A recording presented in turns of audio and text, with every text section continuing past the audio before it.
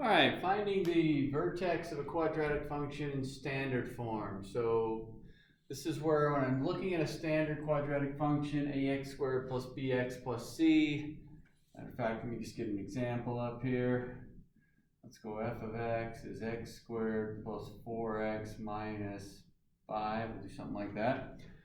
Basic quadratic function. We've done quadratic formula before, so my a value is 1, b value is 4. C value is -5. Now the downfall of this format is I can't just look at it and tell where the vertex is. I can look at it and tell it's a parabola. I can also tell that it opens up because it's positive, so I knew that part. But as far as where that vertex is, looking at the equation, a little difficult to tell exactly where it is.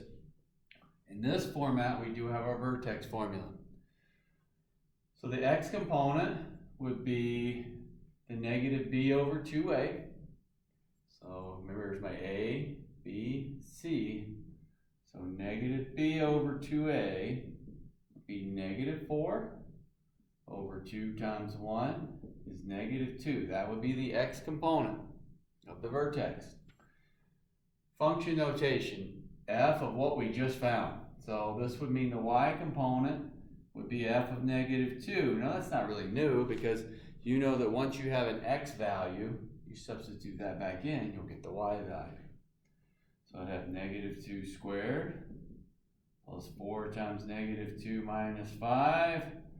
And let's see, what's that? 4, -8 is -4, and -5 is -13. No, it's not. -9. -9. -4, -5 is -9. So that would be my vertex. My vertex would be -2, -9. There's the vertex of this parabola. Okay. So I need to figure out my negative b over 2a, whatever value that is. In this case it was -2. Then I'll substitute -2 in to find my y component. And let's take a look at a few others here. Let's go with f of x equals, let's go 2x squared minus 8x plus 1.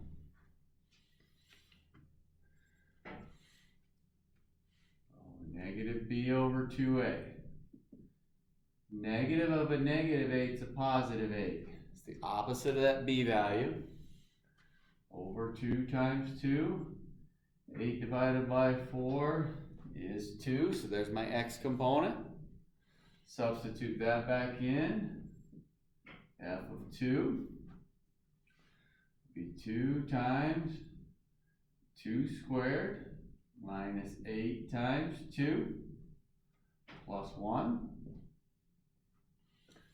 And let's see, what would that be? 4 times 2 is 8, minus 16 is -8, plus 1 is -7.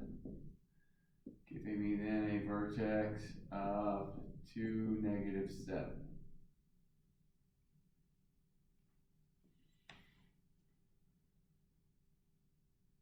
Okay, there.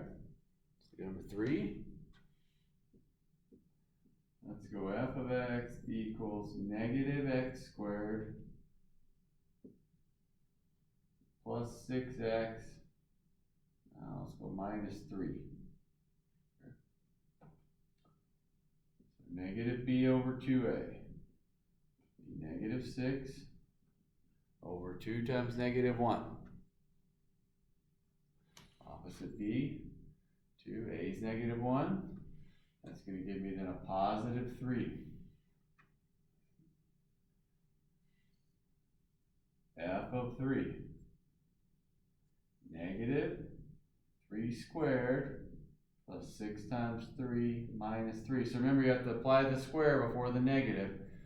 So this would be -9 plus 18 is 9 minus 3 is 6. So there's my vertex. 3, 6. Now, as we said before, in the other format, if we were wanting to do a sketch of these, all we wanted is a sketch. We just need the vertex and which way it opens. I'm not looking for a lot of other details. We're just trying to get a basic shape. Okay? So if I in turn said, hey, don't find the vertex, if I said find the vertex and sketch them. If you wanted to sketch them, I'm going to go right to this vertex. And this number 1, it would be a -2, -9. So -2, -9, about right here. I know it opens up, so that's positive. We've talked about that before, so my graph looks something like that. It's trying to get that parabolic shape, that vertex in the right location. 2, -7. All the work was actually in finding that vertex. It took a little more work to find that. Once I have it, I know how to plot the point, 2, -7. And again, it's opening up. So I'm not worried at this point where x and y intercepts are. I'm just trying to get the sketch of the parabola. So I want the vertex plotted and then opening the correct direction. Number 3, our vertex was 3, 6. So the first thing I'm going to do is plot the point 3, 6. Right there. Right 3 up 6.